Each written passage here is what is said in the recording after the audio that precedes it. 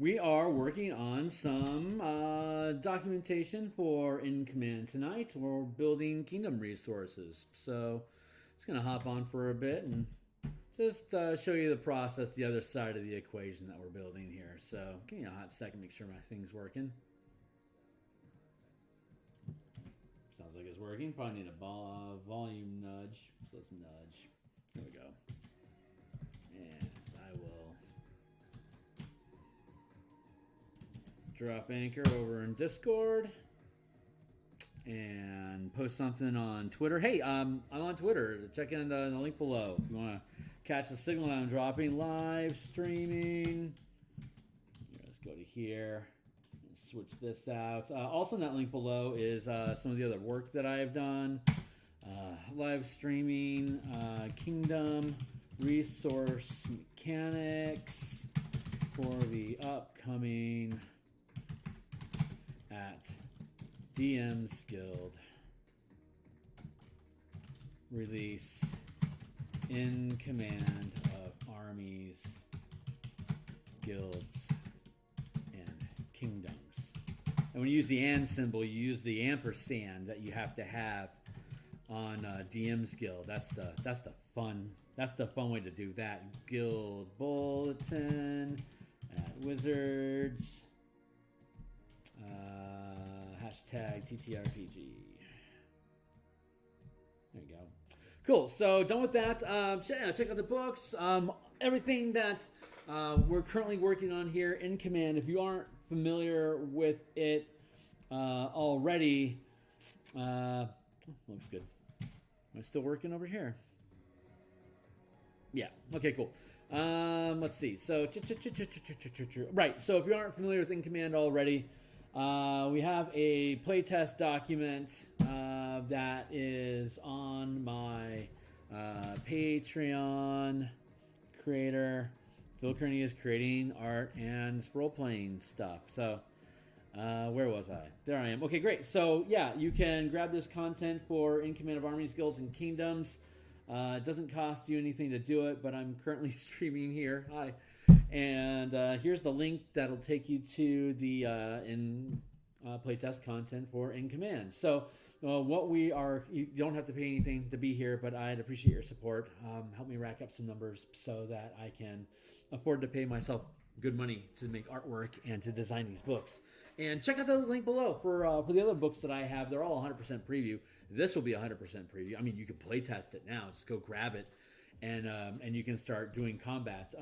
My playlist down here for the other In Command stuff, I had a few sessions where I was converting the first chapter of Horde of the Dragon Queen Greenest in Flames into both a 5-foot scale using squads of multiple villagers and town guards, as well as at the 50-foot scale to have the entire fortress coordinate their bow fire to hit the dragon that's harassing town, to chase it away, so you can then take all your troops out and stomp across the land. Well, the other half of this document, which I'm coding right now, is for guilds and kingdoms. So it's the first 50 pages of this. First 25 pages is how to squad mechanics work, like how do minions work, how do you do multiple targeting attack, area of effect stuff, how does being hit by area of effect work, like how does mount rules interact with squads, operating inside of the squad alongside, shoulder to shoulder with your allies versus controlling them at a distance.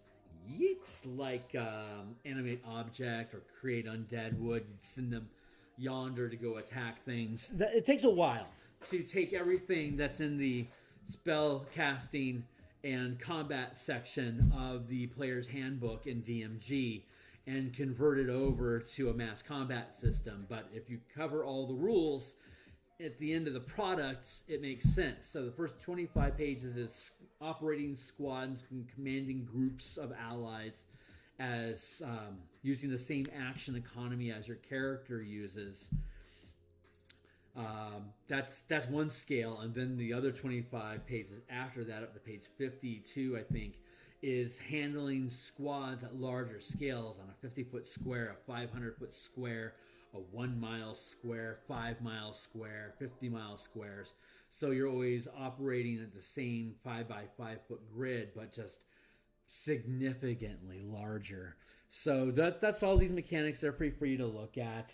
I will be, not this week, but soon, TM, I will be streaming Descent into Avernus conversion as well. I've been picking through there. I think there's some opportunities that the different demon and devil lords present that allow you to amass demon followers without them immediately killing you. So that's and the end goal is to attack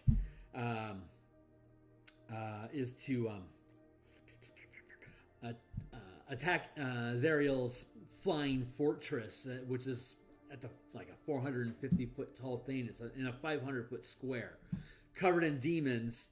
You should be fighting that with thousands of troops that can fill 500 foot squares on a grid, fighting this flying citadel with its horde of demons.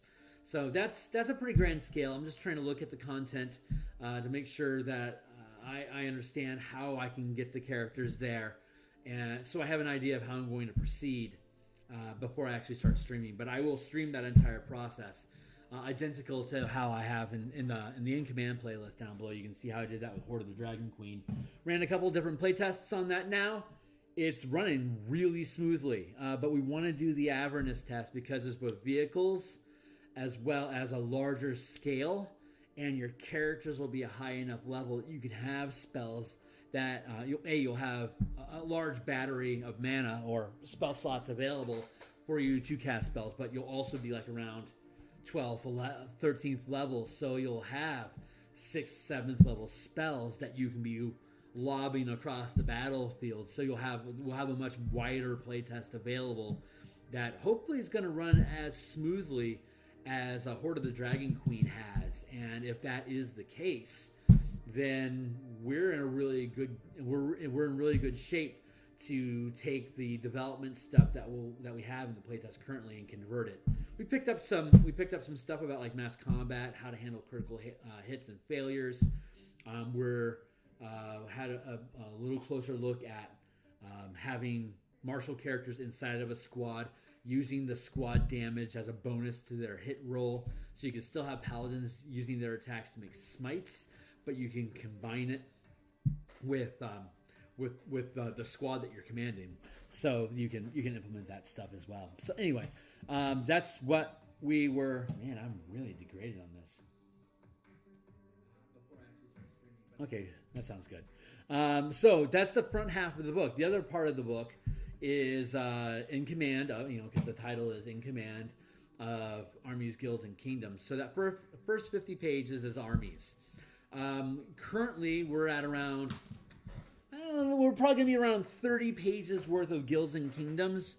And that is a similar mirror mechanic to how armies and squads work in combat. It's Guilds and Kingdoms in this book are using the same mechanics. It's just applying them to ability checks and different types of task roles that you could perform, kind of like downtime activities. But instead of it being you that's doing it, you're off on an adventure. Instead, you founded an organization of dwarven blacksmiths that are currently making you a magic throwing hammer that returns to your grasp after dealing force damage, or returns on a miss, something like that. The super magic dwarven throwing hammer, making that for you while you're off doing adventures and stuff. But you have this guild of blacksmiths that you can order to, perform tasks for you as though they were downtime activities. And there's ability checks that go, there's command checks that go along with that. And, there's like sages and specialists, as well as whole organizations. Like, organizations are basically mixtures of specialists and general labor that are working as a squad together to achieve a specific task. And so that's how guilds operate. Kingdoms are extensions of that, in which the inhabitants are members, and their mutual goal is maintaining a lifestyle above squalid. so that you can have a safe place to sleep and raise a family. That's what a kingdom is. It's basically a specialized form of a guild, and you can build governments like empires and actual like monarchies by using the communities inside of that nation or kingdom, and have them expend resources from the community to pool together into basically a liquid wealth pool of resources that a government body, as a sort of overlapping, like it's a guild that sits on top of the communities within its reach. So if you're thinking of it like a squad, like a command zone. Here, let's go look at that real quick because I'm rambling here, but we're having fun.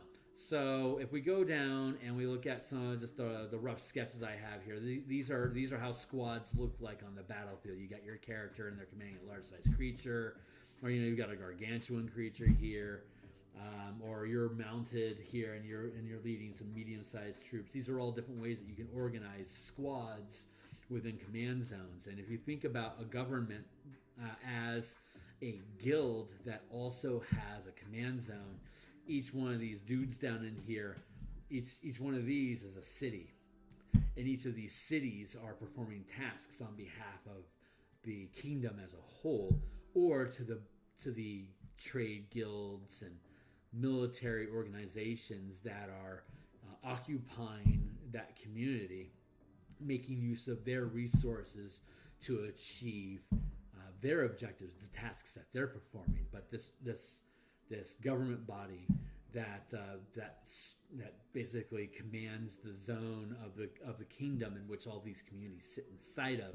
The community each gives a small resource. Like each of these cities here is a point of resources that the government then has. Say it's a council that's like a trade council that rules this kingdom. It's more of a federation than like an empire. But inside of this government body, there's 25. There's 26 cities or towns or villages, and depending on what rank the village or the community has, depends on how many resources it can give to the government. And then the government can take those resources and they can then reallocate them either to different communities, such as let's say this community on the far edge here. Let's say this community that's sticking out down here, this new one here, that's expanding your empire into unclaimed territory, that the kingdom as a whole may take resources from these cities over here and invest them into this settlement, which they then have a military force show up, occupy the area, maintain scouting, and secure perimeters so that you can at least have a squalid to poor lifestyle while a fortress is being built there. And once that fortress is built, it begins generating its own resources that it can use to perform tasks such as scouting, negotiating, and spying on any different cultures that are within 3 days' ride of the new settlement that are potential threats or allies. Exploring dungeons, if there are any, which would be basically doing surveys of the land to find out any sort of dangerous thing that may be within range. And then they would do networking to hire out, which then becomes a plot hook for your characters. Hey, we're expanding territory here into Chult. We've discovered some old ruins. We're looking to recruit people to map and explore the subterranean areas so we know what we're getting into. If you do that, you'll gain renown with our town. You'll gain the local hero background trait in our community, and we'll give you X amount of gold, and we'll give you a stake in the community. So you have all these reasons to go there, but all these things that we just described are things that a community can do with their resources to scout, discover, and then start issuing bulletin board style adventure hooks to your characters that they either choose to take or pass.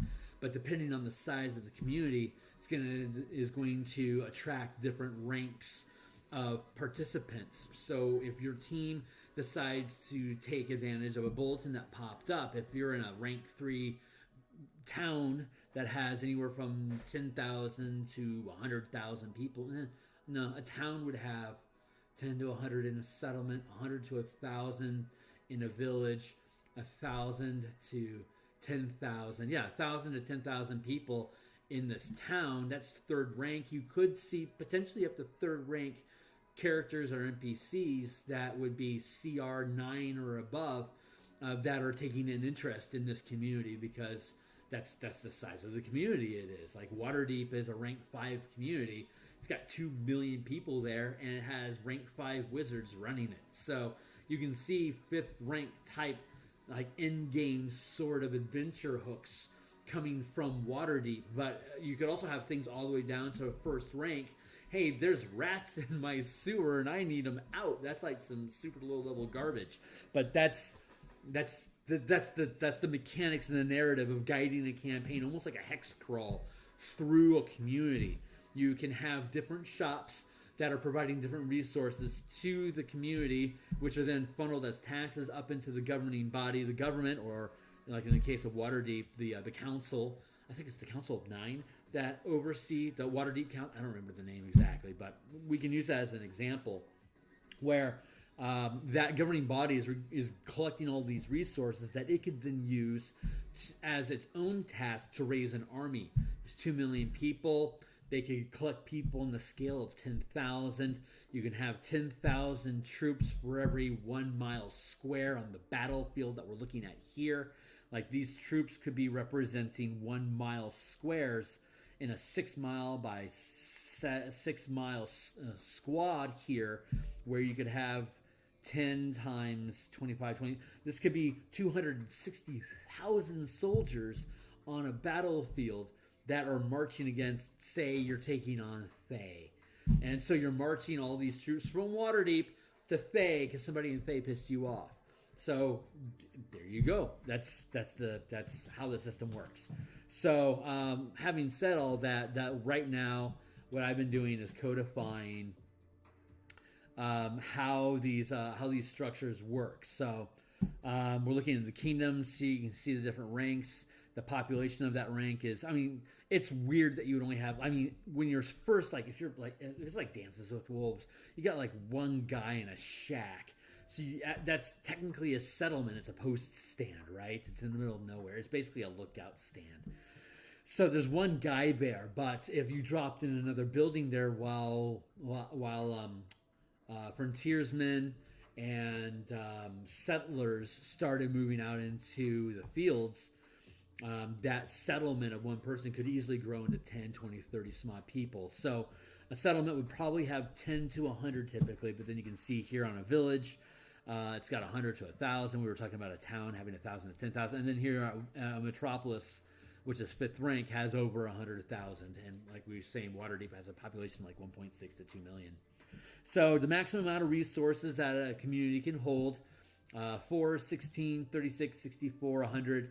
Those numbers are reflected down here in the grid system. You can see here, like this is a 6x6. You can have up to 36 creatures inside of that zone. That's a third rank. That's the size of your command zone when you're third rank, which is level 11 and above. Is that right? 1 to 4, 5 to 8, 9 to 12, and then 13 plus. So 9 to 12 level. At the 5 foot square, that's like 36 guys you could pack into a dungeon and run down, down in the caves with you if you can keep an eye on them. Or out on the battlefield, this could be a 6 by 6 mile block. And as long as you can maintain communication through chain of command to all the different squads, each one of those squares could be 10,000 soldiers. So, and you can see you could easily pull 10,000 soldiers, like an army of 260,000 in a population of 2 million. That's 1/10 the population. you could potentially have 5% of that population as incarcerated, criminals that you automatically draft in the army. Now you only need to pick up 100,000 conscripts. Chances are Waterdeep maintains a standing militia of 100,000 people. So it's very realistic that you could find the ability to just get 250,000 some odd troops just like that without having to really try, because it's a 5th rank community. So if you're making it just like with commanders, if you're familiar with it, if you go grab this system and you check out the commanders, commanders have, depending on your level, is your rank. And so commander of 9th level is 3rd rank, and if you're like a fighter, that's a strong commander. A 9th level fighter, he's rolling a d8. And then you would also add your rank, which is 3. So it'd be a d8 plus 3 is what your command die roll, plus a d20, and that's like the attack roll of your squad. That's the mechanics of combat. But when we're moving over here into guilds, and if they're performing a task, like say, I don't know, let's have this community try to I don't know, secure a forest as a viable resource for you to begin doing furry, like furriers, like collecting pelts, as well as gathering nuts and berries, and using it for for carpentry, for wood cutting. It may be that you would have to, before you to expand into that forest, you would need to make a command check, and maybe it's maybe it would be like, I don't know, maybe there's like a dryad circle that is causing trouble. That's like a rank 2 challenge. So for your community to safely go into that forest, they would need to have somebody clear out the dryads, so they could have a command. They could like say do a call for heroes, and as a 3rd rank in a town that's funding this expansion into this forest, maybe they do a d8 plus 3 as a as a diplomacy check to see what kind of NPC responses they get to people that you could, as adventurers in your own game, be running into, because these are the type of people that got summoned to help clear the circle, and now they're your rivals. It could be that the dryads have been sending treants and swarms of shambling mounds at the community to attack it, to drive interested settlers away. And so the community may need to have a morale bonus, like a morale check, do a PR campaign in the community to galvanize their fears of having wooded monstrosities attack them. So maybe people are starting to run away from their farmland. Well, if the community does a loyalty check using their D20 plus a D8 plus 3, and it may be if we're using loyalty checks from combat, that would probably be appropriate. What would be the loyalty check that we would make as a CR3? Well, it's Dryad, so we know it's rank 3. So let's see, what is the morale check? CR, combat, mass, CR, building squad, CDC, squad 3.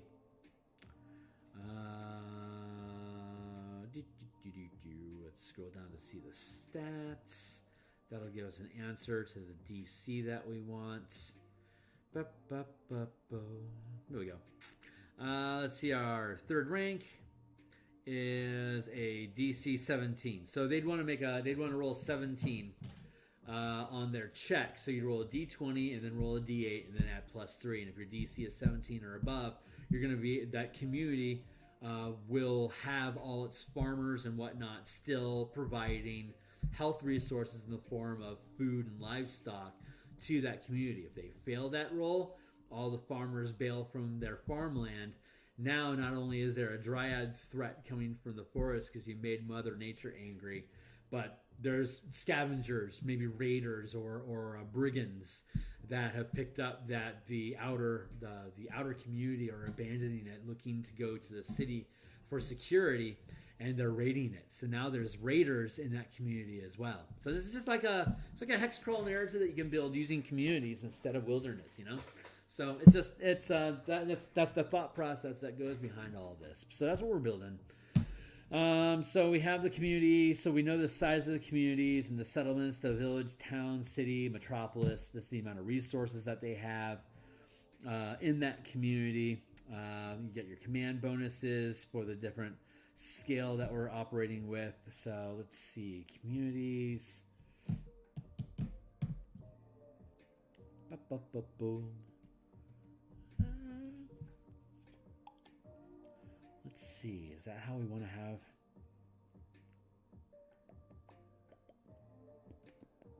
So there's 6 types of industries, and we're getting this from Balderon's guide. Adam Hancock, who did Orc and Elf Have a Baby, as well as Balderon's Guide to Kingdom Building. He's our editor on this project, which is awesome.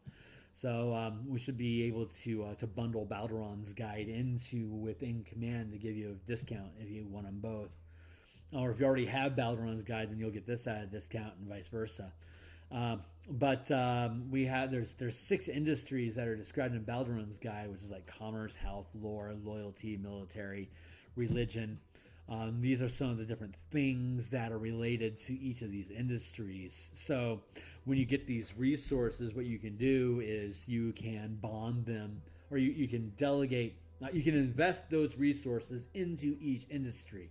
It's like if you invest 1 rank of resources into commerce, then you can make commerce checks or any kind of task check that's involved that you say, if you narrate with your DM, hey, this is related to the commerce industry because I'm trying to establish this new trade route.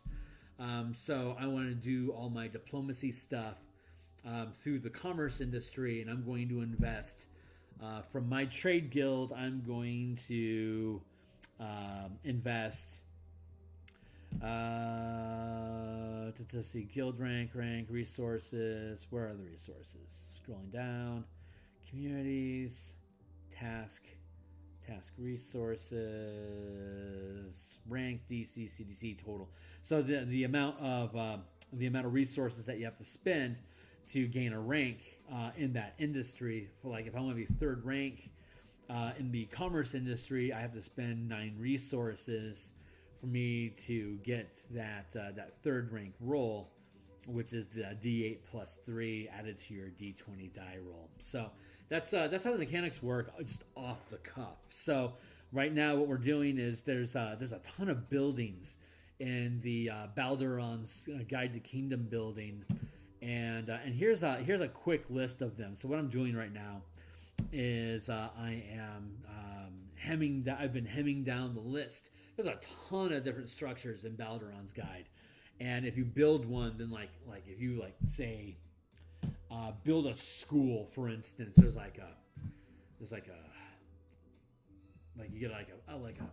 get an advantage on research roles done in that town. There's all these different bonuses at Balderon's guide that you can totally use within Command, but in Command is a lot simpler than that. In this instance, it's like if you build a school in a site, it's a 2nd rank community, which means that your community has to be 2nd rank, which means that once you are a village, you would start looking at building a school. A village is 2nd rank, a school is a 2nd rank sort of building. So when you create a new resource in your community and you want to have a lore industry structure in your community that like education guilds or sage guilds or bookbinder guilds come in, they can use that school resource for free. Instead of them having to spend their own resources to perform that task, they can go to a community that provides these lore resources and grab up. Oh yeah, we're gonna take the post house, the school. Let's say we're talking about bookbinders. So we're gonna take the school, the scrivener's office, and bookbinders workshop. We're gonna take those 3 resources, and instead of us having to pay 9 resources to perform research in your community, since we're borrowing 3 of your resources, basically given to us by your community, we now, as a guild, only have to spend 6 resources, not 9, for us to be able to perform research in this community using that D8 plus 3, which is pretty damn good on research rolls, because like you can find out the name of a demon, like if you roll like a 27 or something like that. Having a D8 plus 3 on top of your D20 is pretty helpful, considering that DC 27 you can max out with a roll of 31. And then on top of it, you can spend just free resource points. Like instead of investing your resources into the lore industry to be able to perform that research, you could keep 5 or 6 points just loose. And so when you make your die roll, maybe you rolled a 24 and you need to roll a DC 27, you can just burn 3 points of resources to get that 27. And then at the end of each season, you regain all your resources. So you can, at the front end, dedicate resources invest resources to each industry that you want to perform tasks in, and then keep the rest in reserve, so that when you actually are making these checks, you can burn these extra resources, which could be extra manpower. It could just be money invested. It could be additional time spent. It could be bringing in more people or hiring specialists. It's just resources that are spent. Like if I'm going to spend 3 resources to get that roll of 24 up to a 27, those 3 resources, well, it takes 4 resources to gain second rank. So that means they only spent 3 resources, which means they didn't spend enough resources to be described as a second rank thing. But it could be 3 first rank resources, which means, like, say you hired a bunch of clerks, and clerks are first, or like, if you think about like a sage, a clerk is like, out of 5 ranks, a clerk's probably first rank. Like a lead clerk is probably second rank. A generalist is probably 3rd rank. A specialized sage is probably 4th rank, and like an like a 5th rank sage is like casting can contact other plane and getting just straight core answers from the depth of reality. If you're working with a 5th rank sage, that's the kind of, like, his mind is just an open contact other plane. So that's how you can kind of narrate that stuff. So if I'm spending 3 resources on this lore check, I don't have a second rank resource, so it's not like I have a really experienced clerk that can efficiently find information. No, I just hire a gaggle of just low end, inexpensive clerks, maybe like some interns from Candlekeep. Maybe that's 1 or 2 points of resource, and then the third point is like maybe we're renting some books.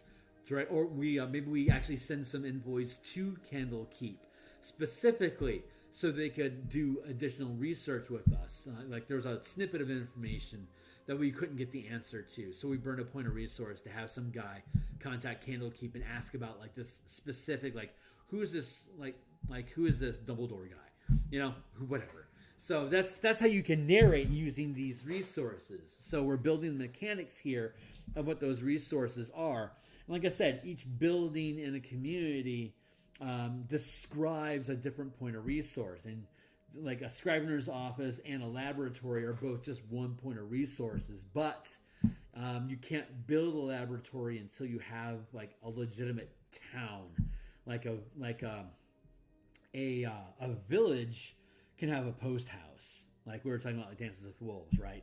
As soon as Dances with Wolves expands from just being like a hunting lodge as a loyalty thing, he's military, right? He's there because he's loyal to the military, and so he's doing this hunting lodge thing out in the middle of nowhere. But as soon as enough settlers come through that they decide that they want to put a post house there, then we're talking about second rank. It becomes a village, right? Because you got enough people there to have clerks and people that are maintaining stables. And so what I'm trying to do is the different like up at the, like high end, a city is 4th rank. Like 4th rank is a where is it? Doesn't take a lot of pages for me to get through this stuff. I'm pretty happy about that. Kingdoms, there we go. A fourth rank is a city, and a metropolis is the same thing as a city, just like a whole bunch of cities stacked up on each other, if that makes sense. So that's why there is no fifth rank buildings. It ends at fourth, because that fifth rank, when you're a metropolis, it's just basically a lot of fourth rank all stacked up together. Like, you pull in ridiculous amounts of resources. So, like I was saying, a first rank task requires 1 point of resources. A second rank task requires 4. Third rank is 9, 16, and then a fifth rank task takes 25. So at 100, when you max out your resources as a metropolis with 100 resources, you could be performing 4 fifth rank tasks at the same time inside that community, which could be like building airships, creating a portal to to Avernus, for instance, like Baldur's Keep is gone. Well, okay, great. Let's or Elturel is gone, and I guess one path you could take is Baldur's. Okay, great. Let's construct a gate to hell so we can go get him back. That's a hero's quest, right? Well, that's like a 4th, 5th rank task that you're performing there. So you need to have 4th or 5th rank wizards that are 6th to 9th level spells that they're casting to be able to build that portal inside your community. Now you need to start grabbing soldiers. You need hundreds, maybe thousands, hundreds of thousands of soldiers. So that's a colossal effort working at that scale. So the larger scale you're operating at, the more, like you said, the population, you need to be bumping around a 5th rank population to recruit enough people to hold out in the blood war long enough for you to be able to go get Elturel back from hell. That's the kind of stuff that we want to build for Avernus. Let's send an army into hell to see how long, like Zariel's original mission was to take her holy warriors to fight in hell. So we could depict that very easily using In Command at the 500 or even 1 mile scale. She probably only had a few thousand troops that were following her. So that's the 500-foot scale, which is conveniently the size of the citadel that she's carrying. So you could, as an alternate quest inside of Descent into Avernus, you could try to collect all of her fallen soldiers from the demons, rebuild them into a unholy warrior squad, army to fight against Zariel, that while you're taking down her demons given to her by Asmodeus, devils rather, you can attack her with her own fallen allies while you have your bard on a megaphone, basically like Lord Humongous from Mad Max Road Warrior, basically sieging Azariel inside her own fortress with all the fallen demons of people that followed her into hell, saying, "You can give up now. Surrender the sword. Give your adamantium rods for us to open up the companion to release the planetar. Embrace the opportunity to return to the womb of Mount Celestia. Lay down your arms and walk away." And there's a demon somewhere inside her flying sails, we don't have to fight, we can just walk away.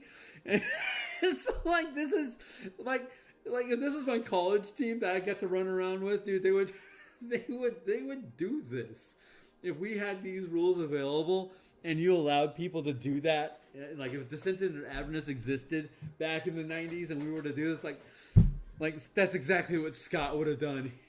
He would have Lord Humongous is that whole situation until Zariel just gave up and turned herself in and just walked away, and then we would take the fort, and then we would start fighting hell.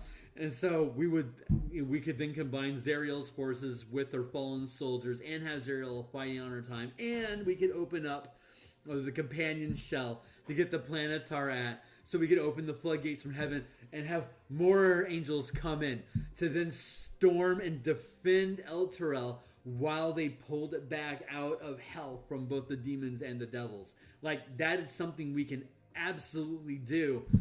You can check the playlist of how I built the Greenest in Flames at the 50-foot scale.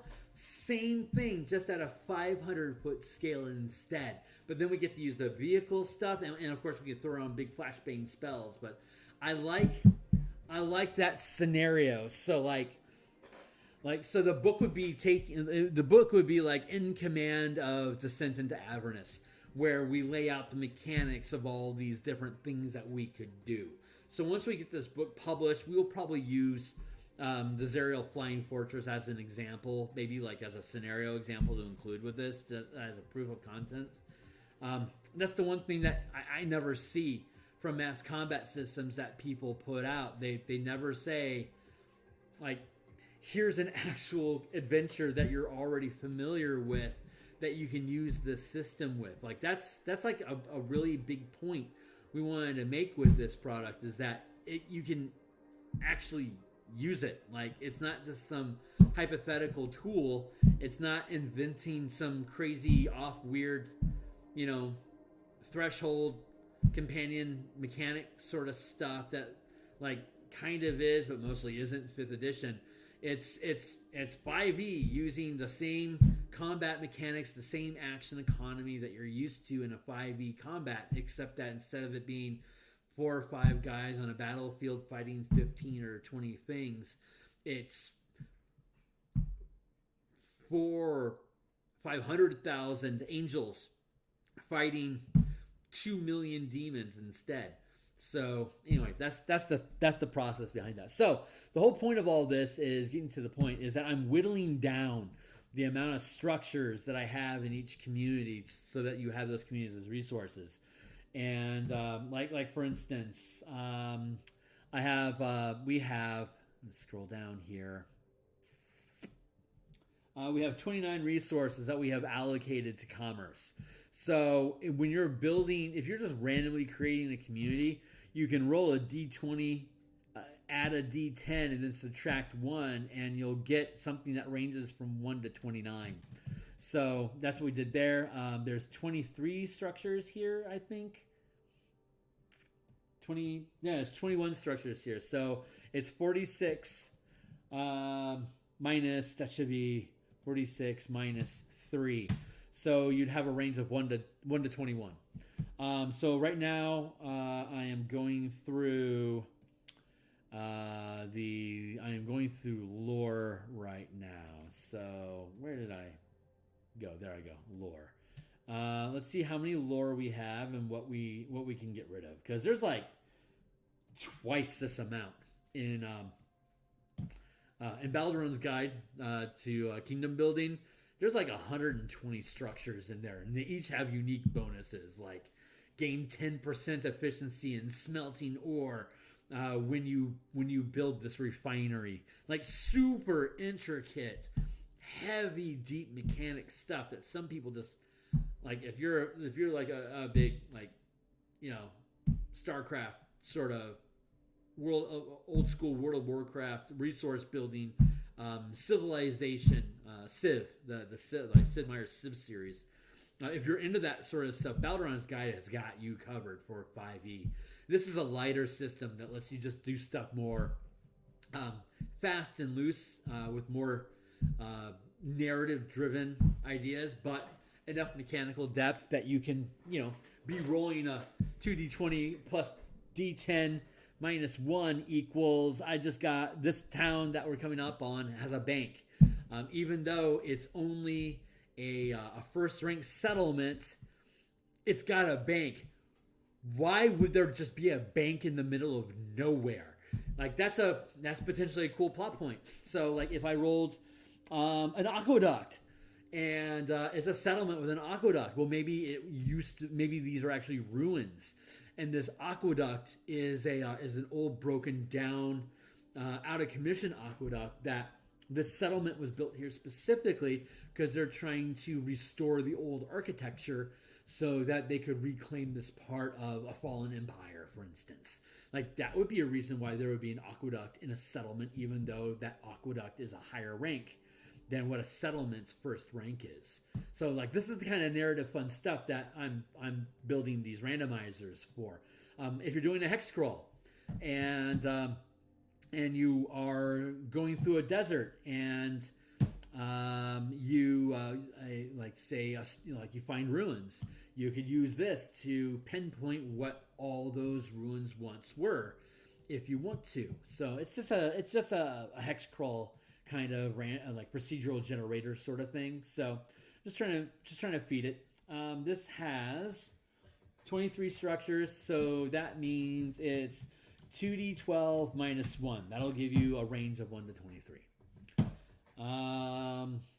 Let's see. Loyalty. Oh, hey, like, subscribe, share, follow me on Twitter. Check out this stuff on Patreon. This document here isn't linked yet, but it will be soon. So I just want to make sure I finish up these mechanics. We've got how NPC specialists work using die rolls for tasks.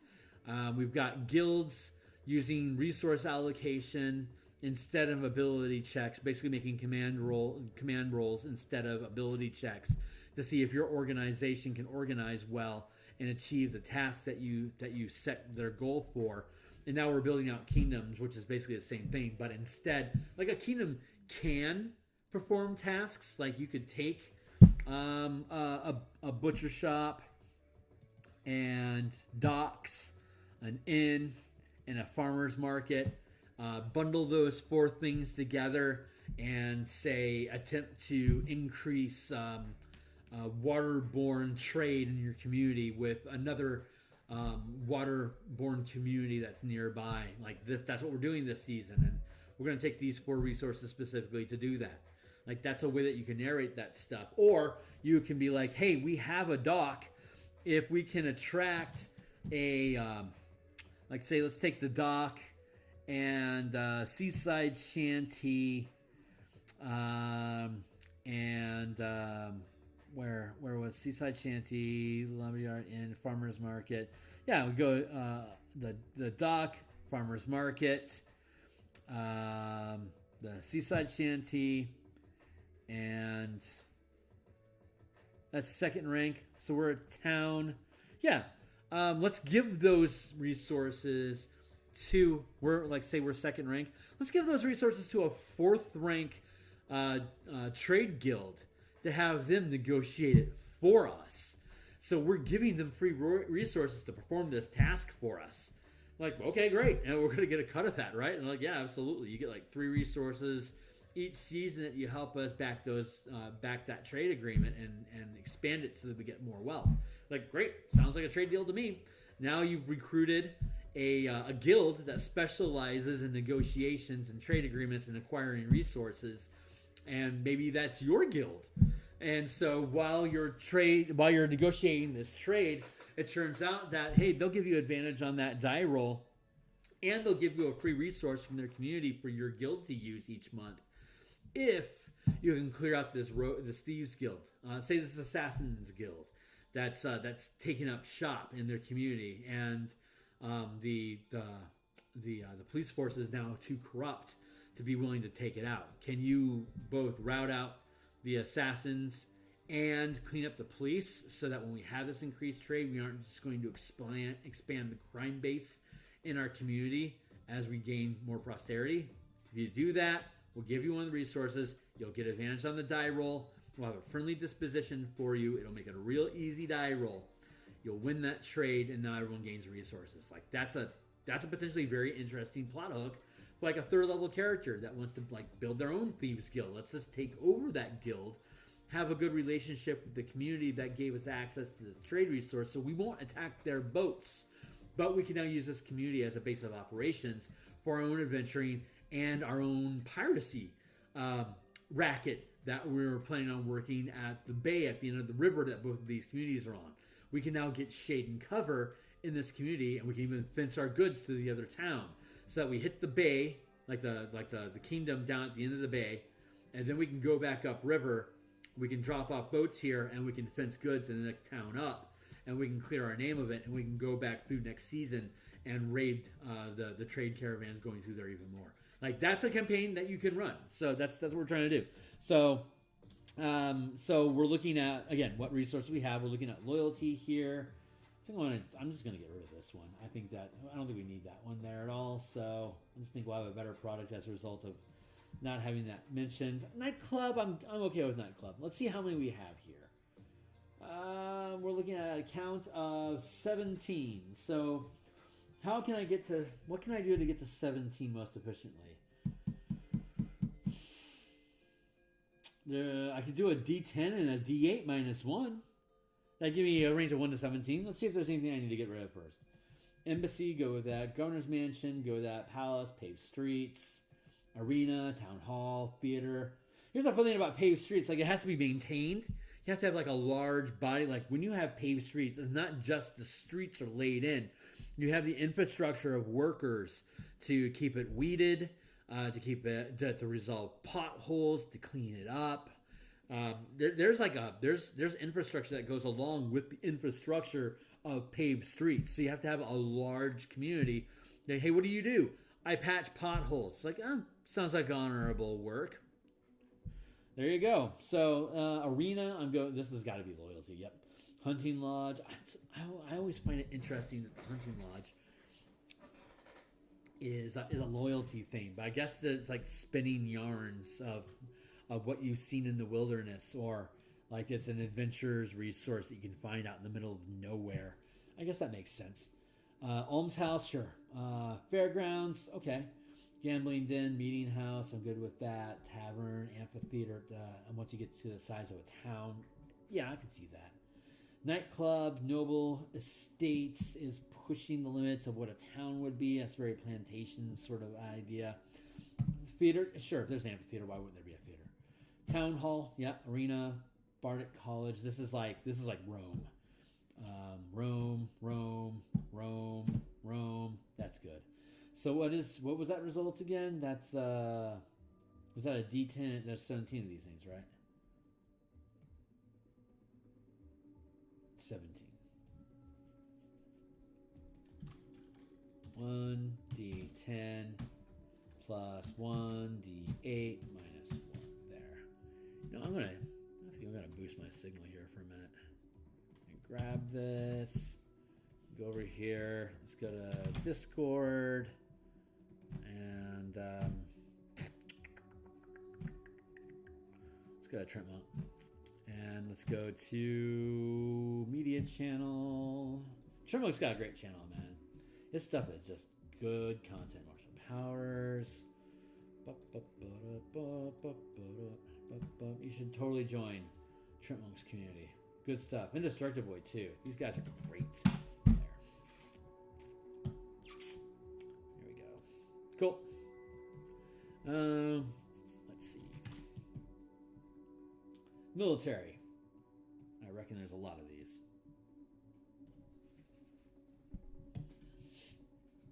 Let's see how many we got. Lighthouse, watchtower. Digging it. 22? 25. 25 things here. So how do we get from 25 to a range of 1 to blank? 24 would be 46, but then I'd have to knock it down to D3. A D20 and a D6 minus 1. Thank you. That's 1d20 plus 1d6 minus 1. Boop. Now let's see if there's anything we want to get rid of. Armory, Boyer's Workshop, Fort, Jail, Guardhouse, Smithy, Stable, Tannery, Wheelwright, Armor, Barracks, Keep, Locksmith, Prison, Siege, Supply, Trap Smithy, Castle, Fantastic Stables, Foundry, Highway, Shipyard, War College. Yeah, that's all good stuff. I'm content with that list. Not a lot to do with religion, yo. A D8? Okay. Well, I don't want to trim it down anymore. 1D humble 8. There's not a lot going on with religion. So it's just the thinnest set in Baldurun's guide. I think he has like 20 different religious structures. I mean, you can that's our list. So there we go. Now we can randomize any of these things. So let's go to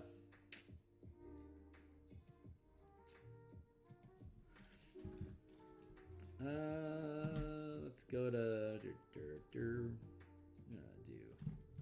cut, and then that didn't work.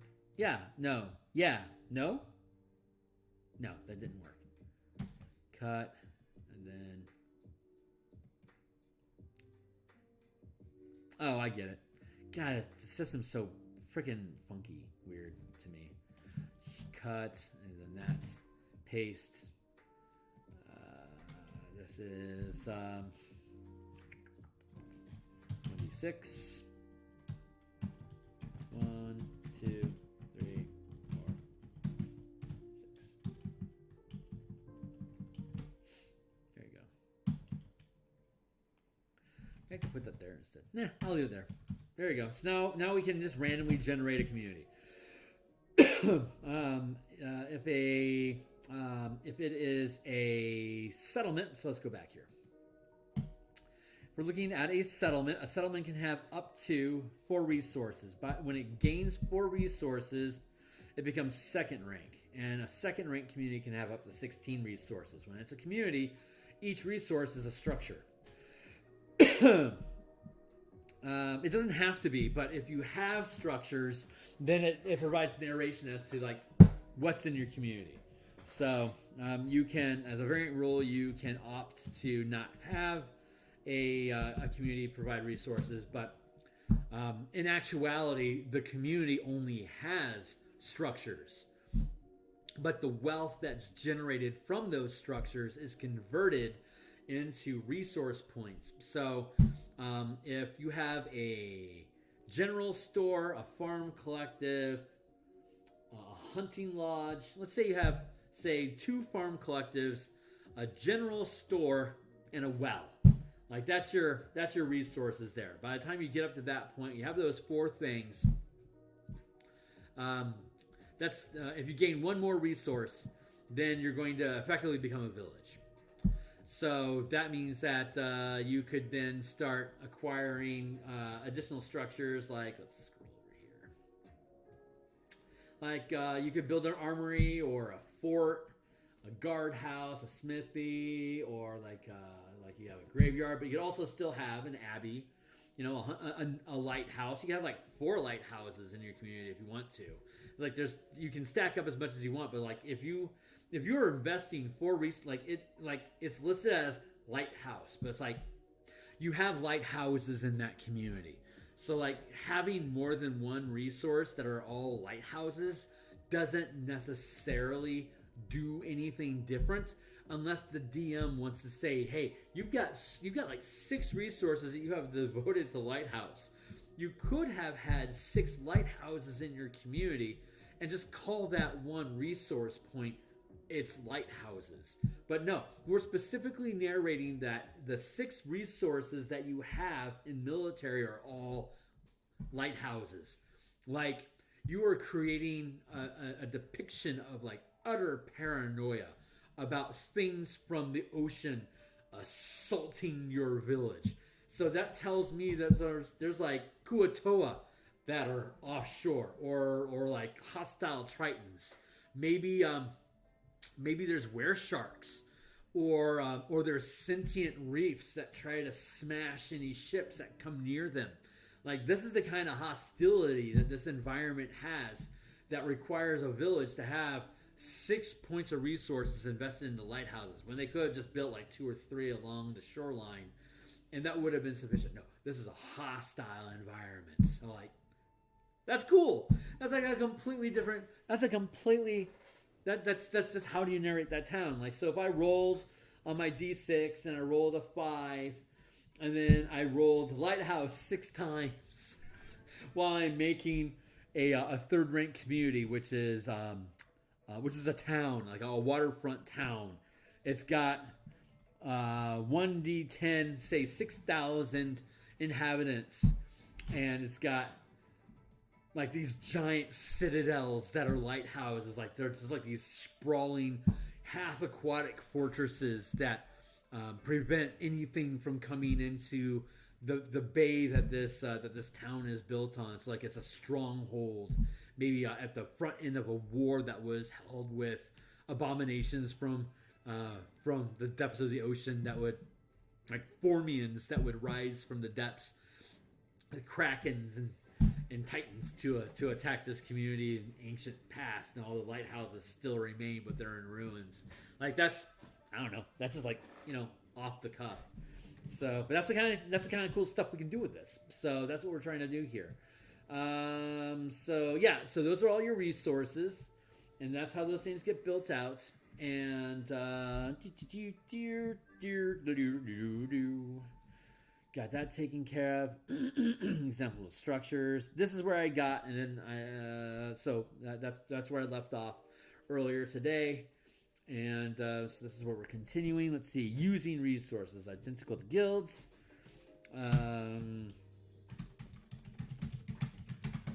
Can perform tasks by investing. Can perform tasks by investing the resources delegated to the same industry as the task being performed. That's kind of clunky language, but that's why I hired Ukulele to help me make it, you know, word smart. But yeah, that's what we're doing. So identical to guilds, communities can perform tasks by investing the resources delegated to the same industry as the task being performed. For example,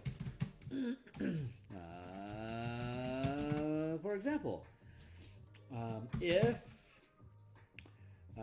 a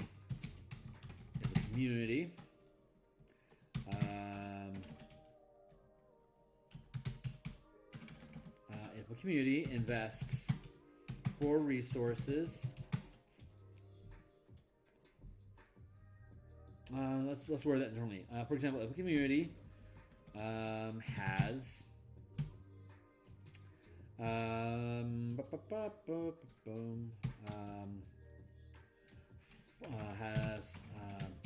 4 farm collectives, community has 4 resources invested in the health industry,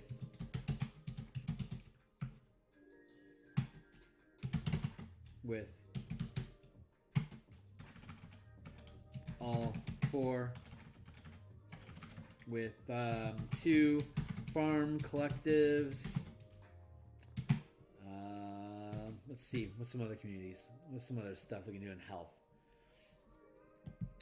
Farm collectives, a barber shop, and a barber shop. 2 farm collectives, a bakery, and an apothecary's shop. That's cool. With 2 farm collectives,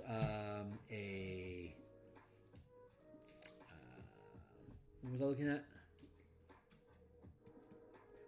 Two farm collectives, an herbalist shop, and an apothecary shop. Let's do that. Herbalist's shop and an apothecary shop. If a community has 4 resources invested in the health industry with 2 farm collectives, an herbalist shop, and an apothecary shop, the community can craft medicine kits. Can craft healers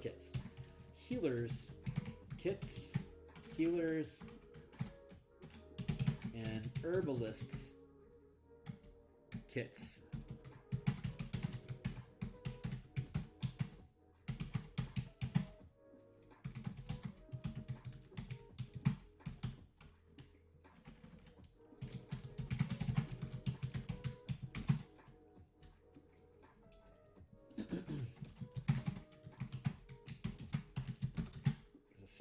task. Rolling a 1d6, rolling a command, rolling with a command bonus of 1d6 plus 1.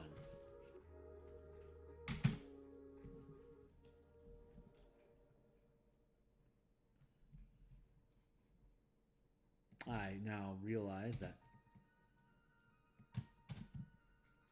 using resources, similar to guilds,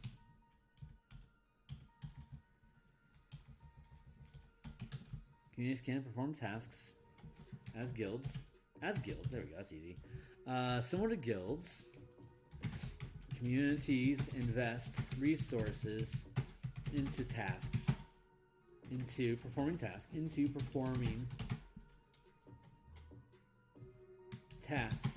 each season. Invest resources in tasks. I'm going to say that, in tasks. Invest resources in tasks each season. Performing tasks. Sharing resources. Alternatively,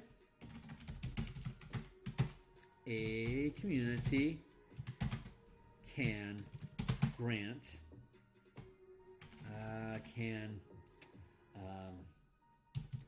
delegate a,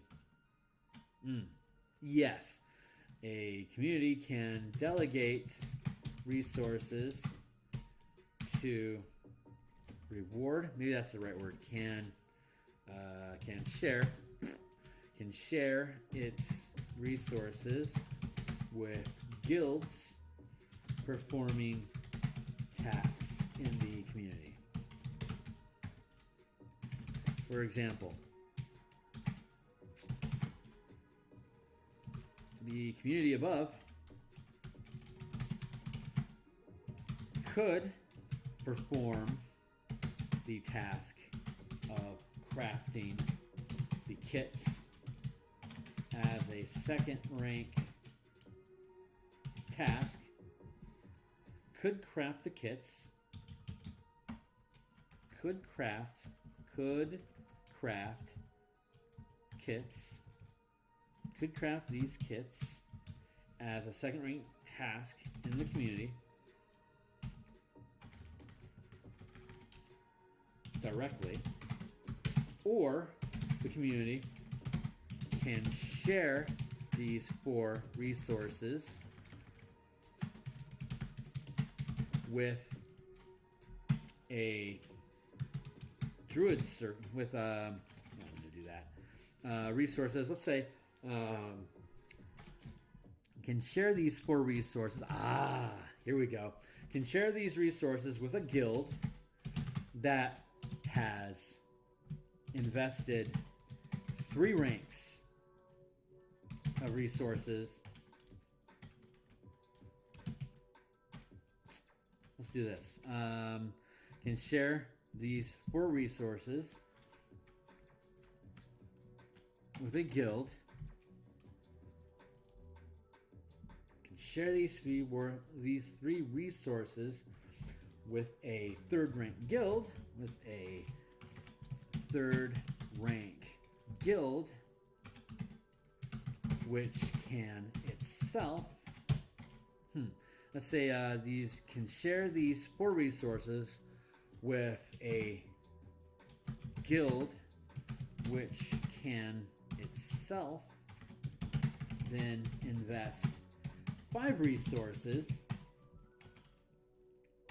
to performing the craft check on behalf of the community, sharing the 9 points of resources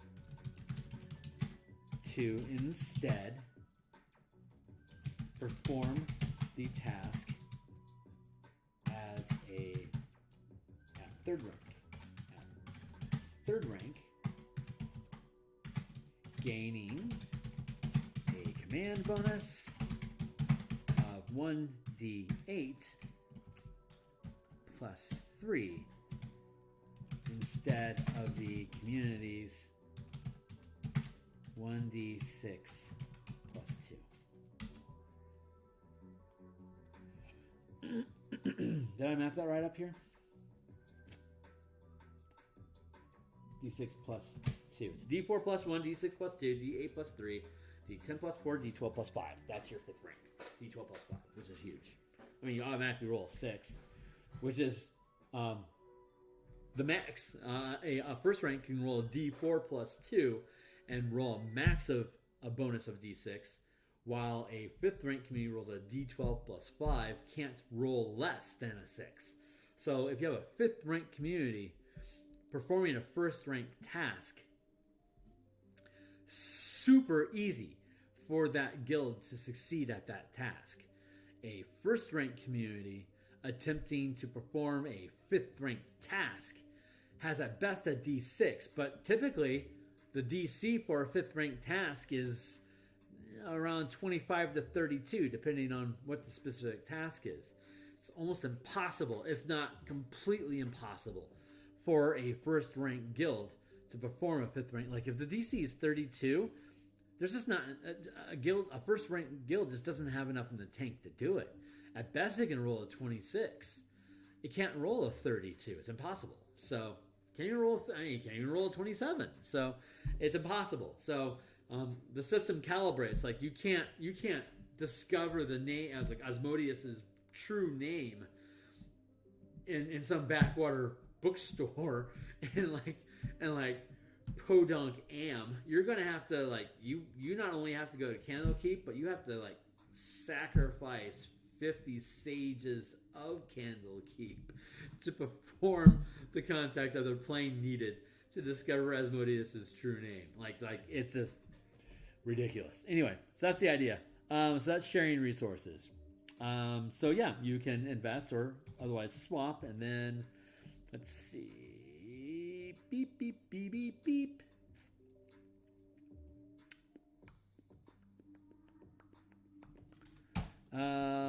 Modifying results.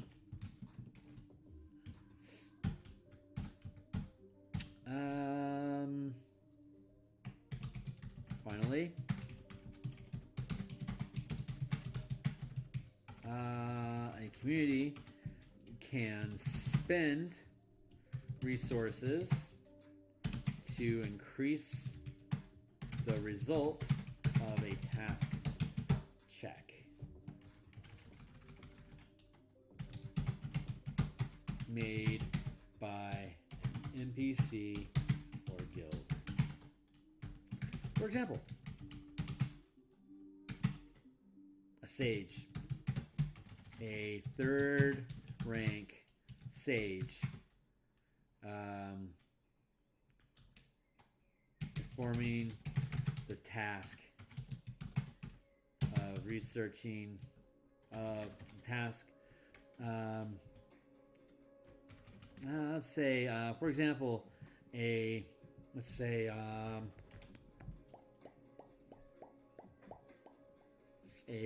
3rd. How about a 3rd rank druid, herbalist. For example, a 3rd rank druid herbalist is crafting. Let's do that. Is crafting healing potions. Let's crafting healing potions. For the community. The druid roll DC, say a DC. I'm gonna have to reference this, make sure, because I don't know what the actual DC for crafting a potion is offhand, but I can find out. So I go 601. What is the DC to crafting a healing potion? So I know there's common, uncommon, rare, legendary potions, and each one of them has a DC. I think it's 13 15, 17, 19, and 21. I think. I'm pretty sure that's it. So I can look it up, but I'm pretty sure DC 17 task. I'm pretty sure DC 17 is one of them has a DC of 17. So I think I can safely do that. So we're gonna do that. A DC 17 task. If the druid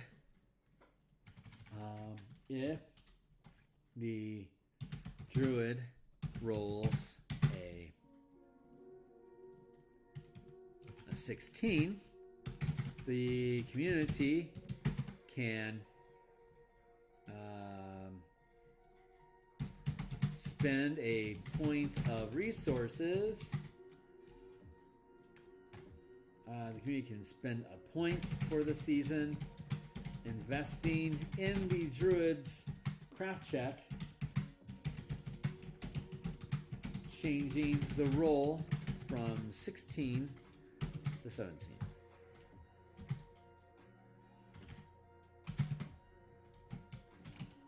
Narratively, this can be the community lending the apothecary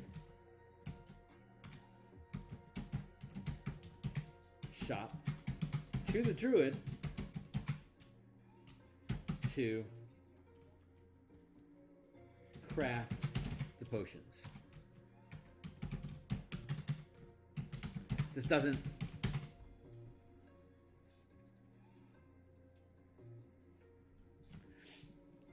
specifically have to be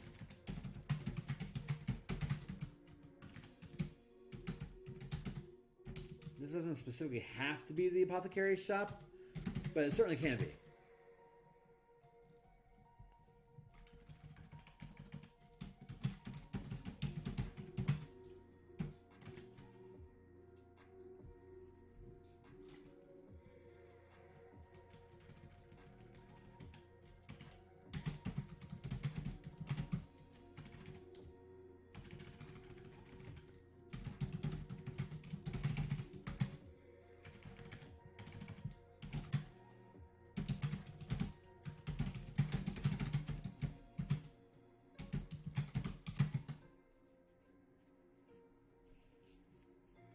It doesn't specifically have to be the apothecary shop. Any resource point that is appropriate for the task will do.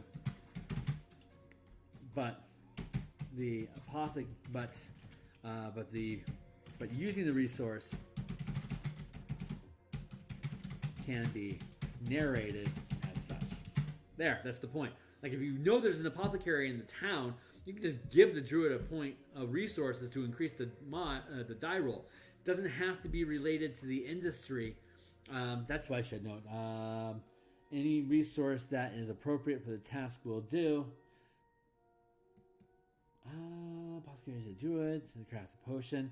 This doesn't specifically have to be the apothecary shop. Any resource point that is appropriate for the task will do, but using the resource will do.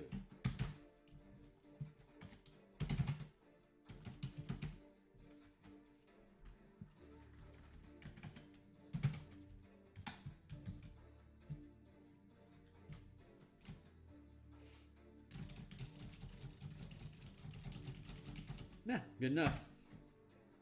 Get out of here, you scallywag. How long have I been streaming? Where are we at now? Live, 1 hour and 20 minutes. Let's just push a little bit further to flesh this stuff out. So, commanders are going to be the next section. What are we using here? 13? 13. Oh, that's 13. Well, Bob's your uncle. I can't even tell. Let's see. To a commander must be of equal or higher rank then the community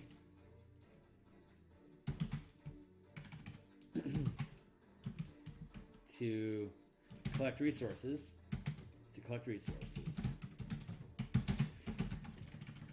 At the beginning, I'm just brainstorming here, like stuff that needs to be in here. We'll code it later. But at the beginning of each season, if the community is a higher rank than the commander, a morale check is required. If the check fails,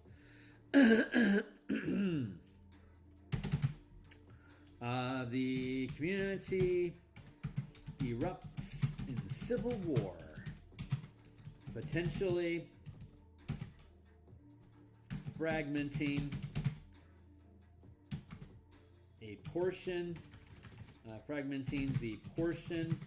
of the community that is that has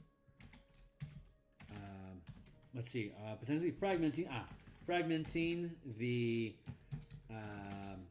amount of resources exceeding the commander's rank.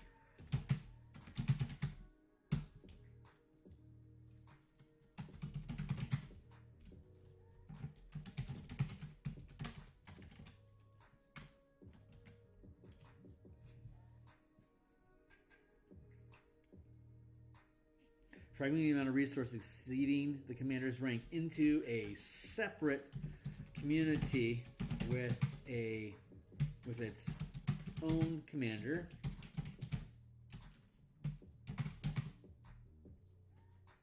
A rank equal to the fragmented community. This community can be this new commander can be friendly, neutral, or hostile to its former commander. I better separate that chunk of thought.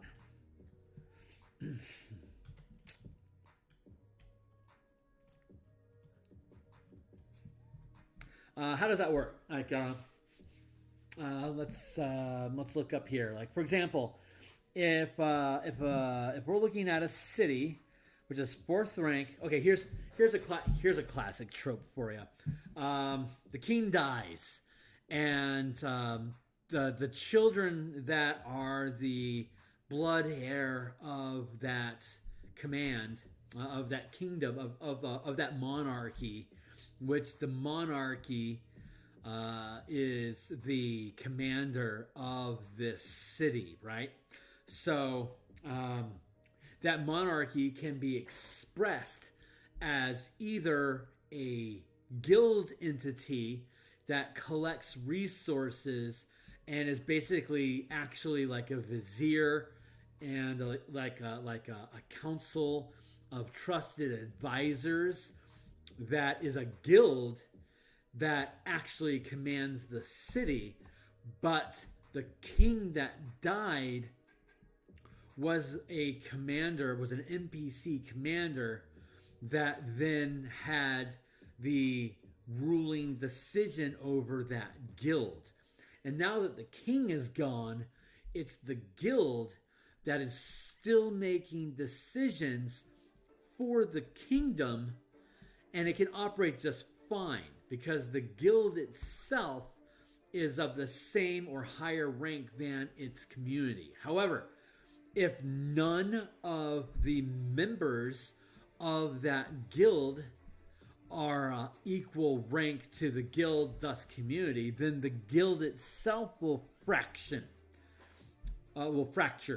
into separate factions, which in turn leaves the guild is no longer a high enough rank to oversee or to command the community, and so the community then fractures And it forms fragment communities that are each loyal to different members of the guild. Like the military might be a separate group from the trade guilds, which may be a separate group from the farming combine community, which may be separate from the sailors that are now blockading the port.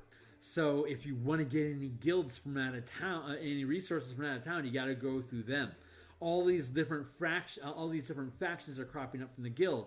Meanwhile, the daughter that's supposed to be the heir and become queen, she's only 16, and she hasn't accumulated enough. Check this out. If we scroll back up here and we look at NPCs,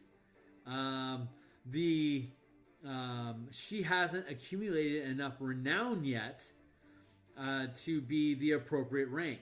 Like if this is like, say, it's a city, so it's a 4th rank community, which means it needs to be a 4th rank, which means it needs to be let's scroll up to NPCs renown, right?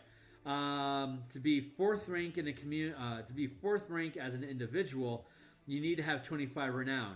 Maybe she's only got 20 renown, and it's going to take her another few years to accumulate the 8 renown that she needs. Like it could take, maybe it's like at her 17th birthday, like maybe it's at her 18th birthday, she can officially become ruler, and she's 17 right now. So in the next 6 months, she'll be able to accumulate the 10 points that she needs to be able to bump from being 17 to 27.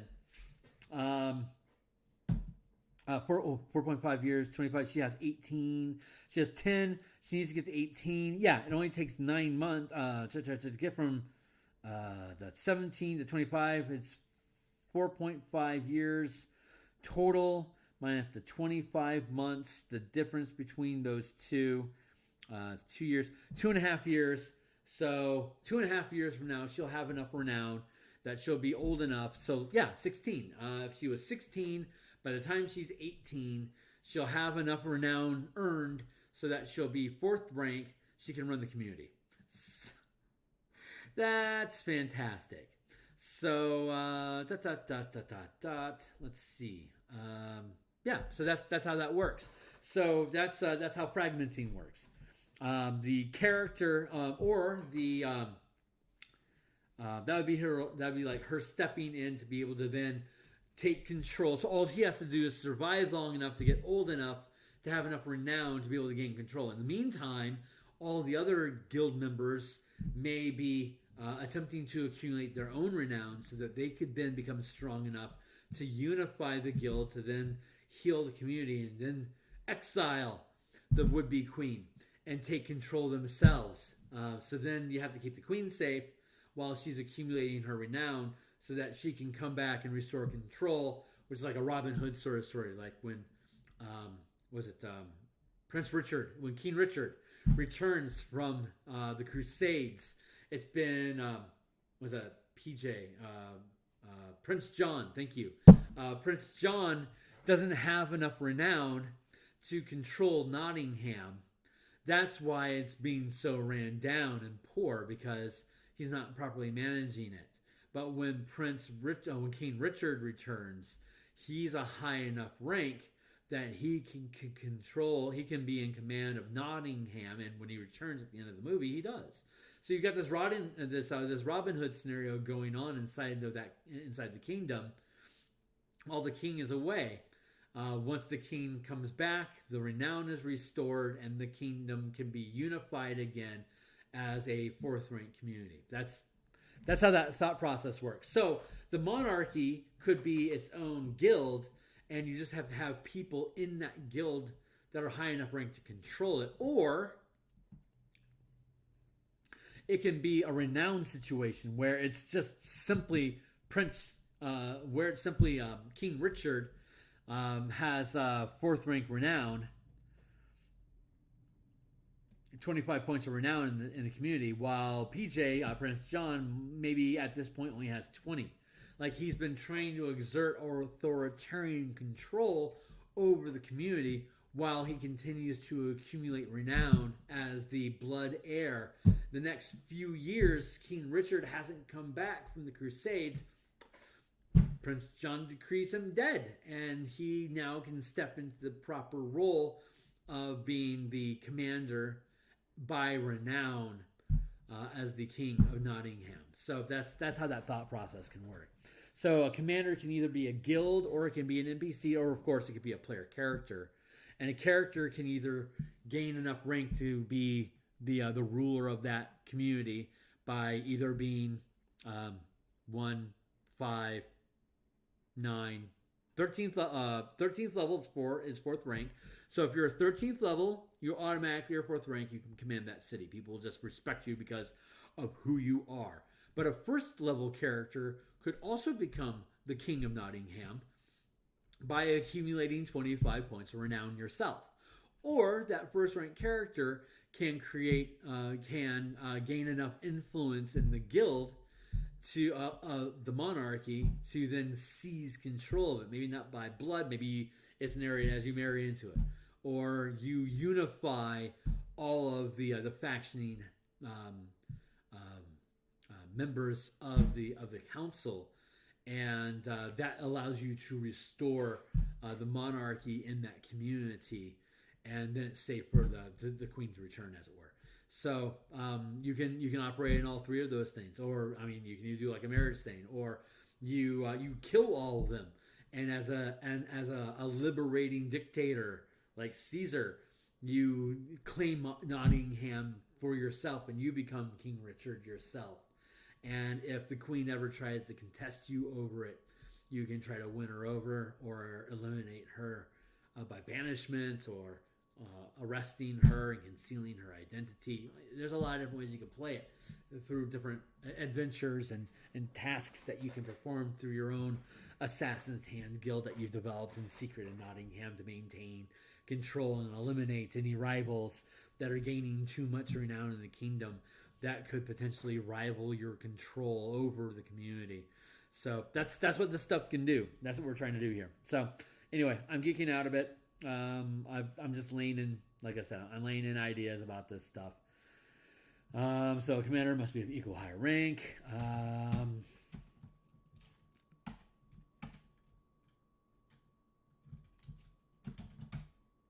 Commanders can be characters, NPCs, or guilds. Commander must be equal or higher rank in the community to collect resources.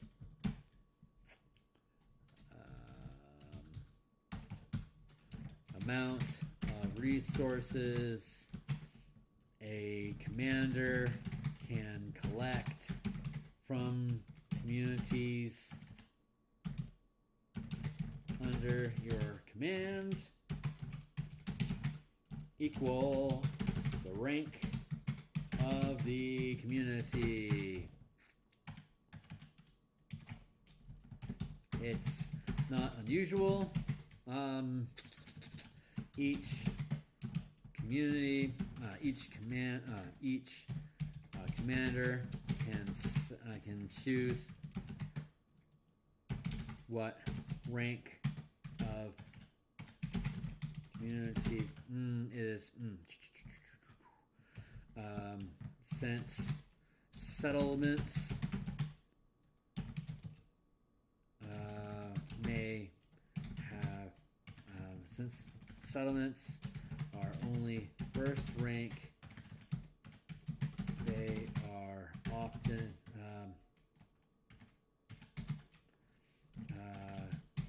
commanders don't typically collect the 1 point of resources from these communities,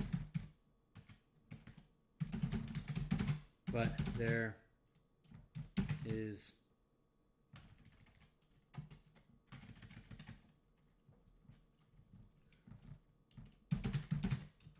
but it is possible. But it can be done. That's horrible language. That is like that. That's not, that language isn't going to be made into the book.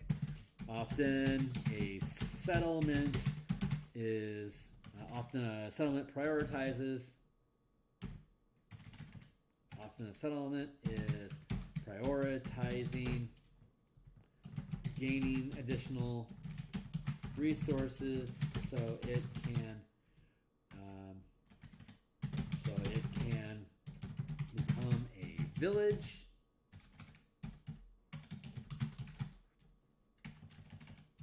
So it's not unusual for a commander to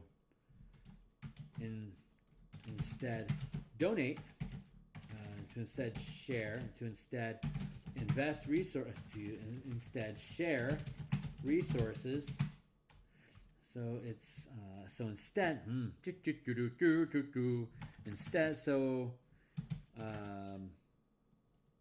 it's not unusual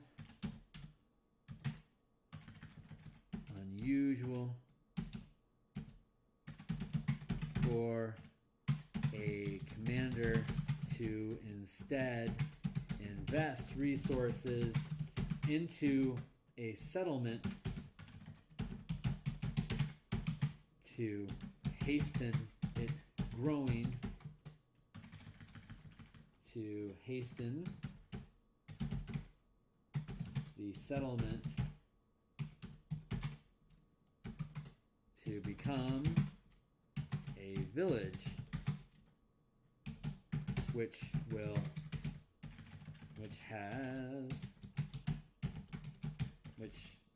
has sufficient,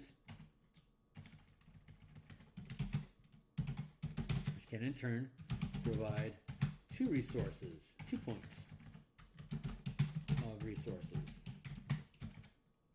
instead of 1.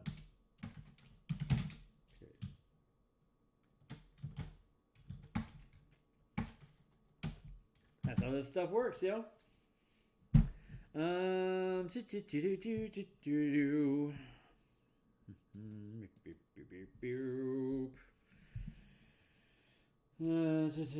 Check is required. Commander must be equal rank.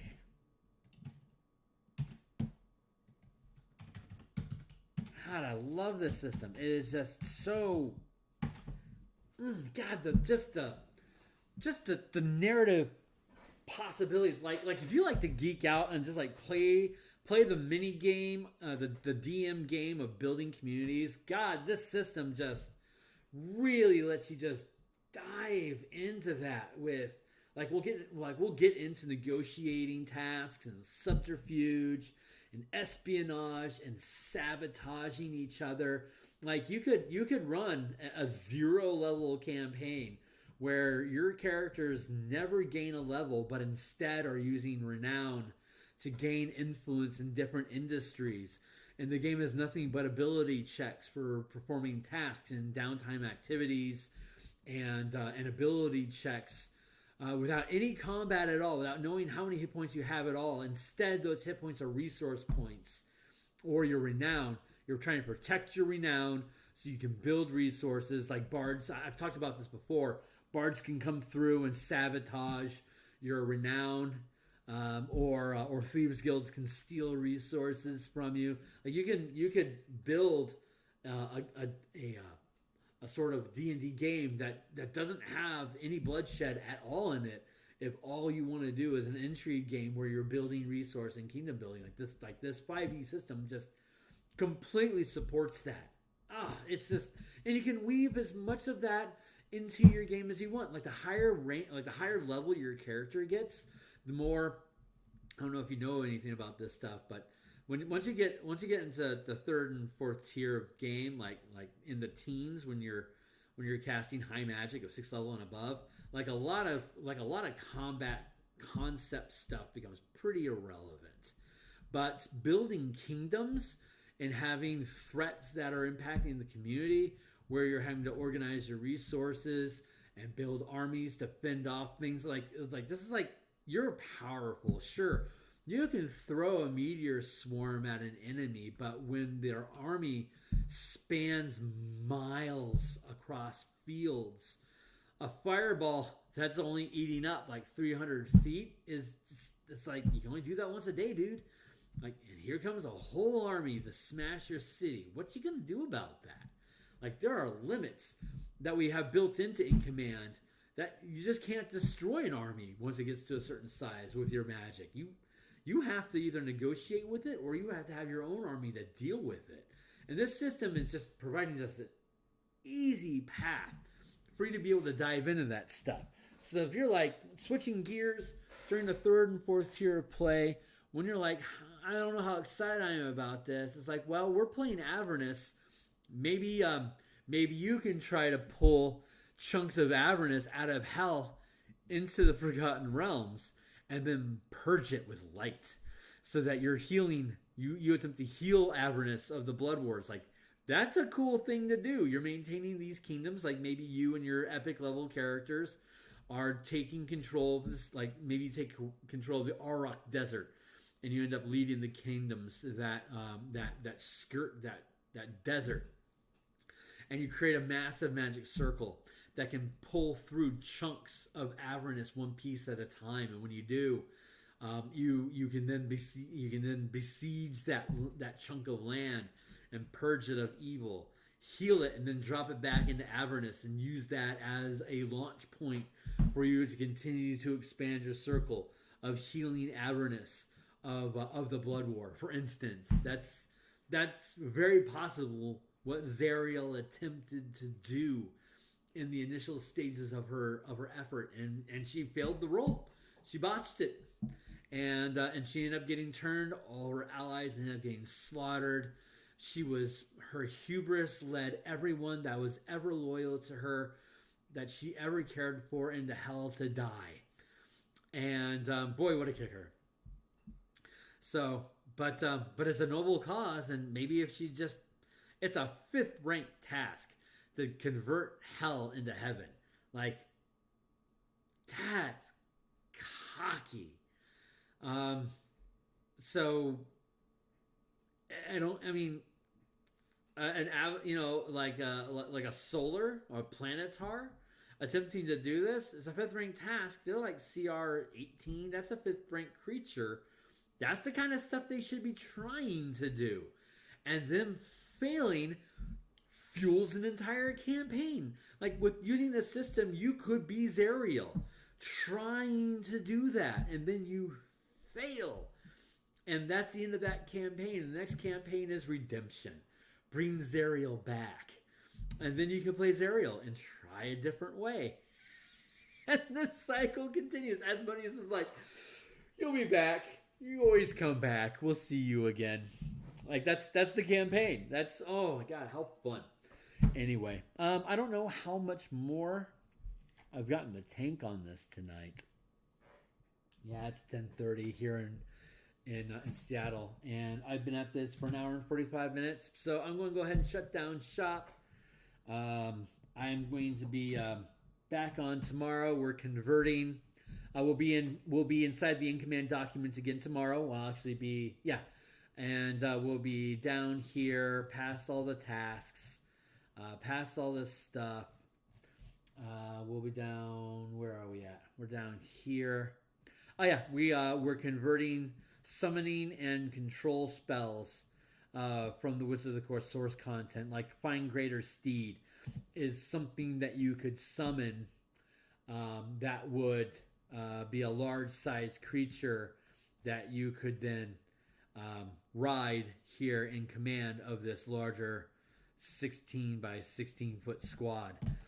This is your Find Steed. So what does that Find Steed spell get you? We're gonna find out tomorrow.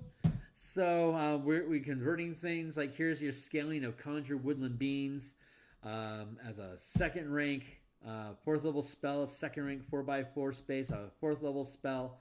Brings you in CR2 creatures, or 2 CR1 creatures, or 4 1/2 CR creatures, or 8 1/4 CR creatures. But they're all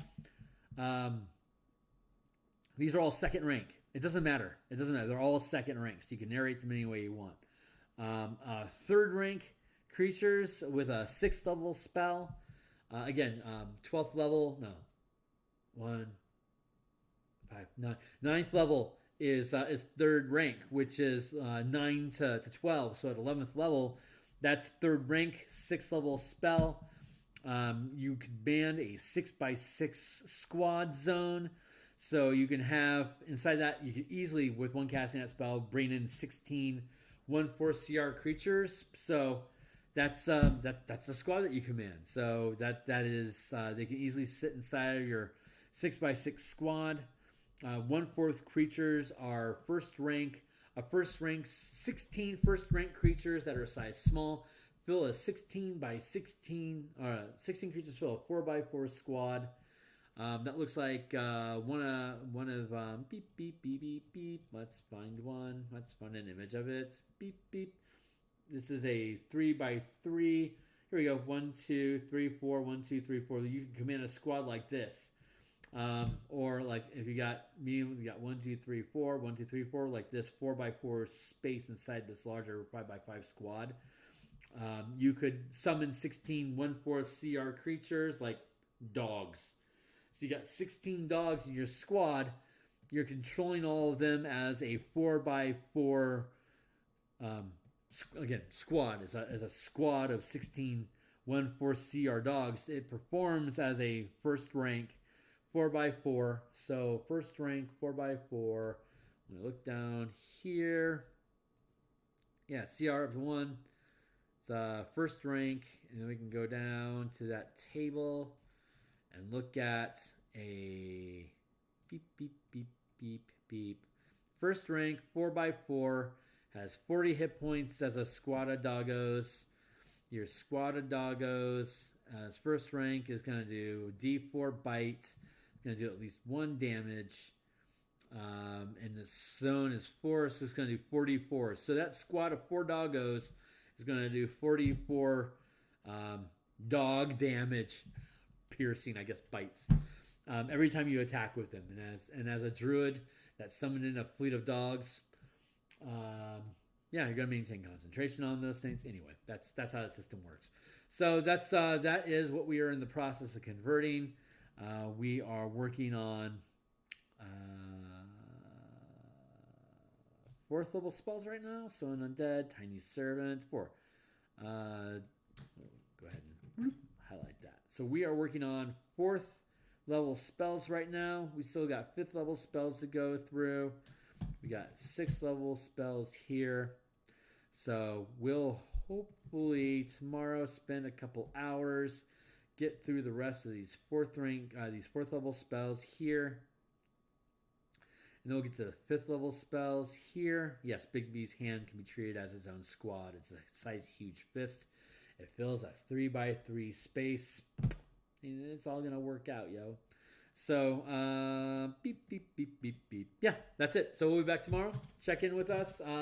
Like, subscribe to get pinged when I'm active. Check me out on Twitter so you can get the notification like I sent out tonight that we're doing this. Check out all my content on the Patreon. Be a supporter if you like the cut of this jib.